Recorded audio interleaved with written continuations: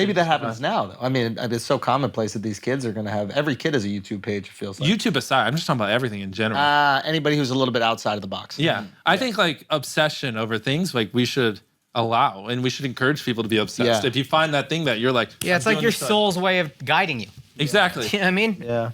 And some obsessions are okay, and then some are weird. That's like heroin, you know, maybe not. But like, but like if someone's obsessed with the guitar at a young age, people will be like, oh, that's cool. But if you're obsessed with YouTube, they're like, oh, you got to go outside more. You have to play more sports. But again, I think that's also exposure. Now that we see guys like this, we're like, oh, it's normalized. There's a means to that. There's exactly. Like, but you needed one person to break through. Exactly. You need the person to break through. I mean, like Tony Hawk said the same thing about skateboarding. I know that sounds crazy. Oh, wow.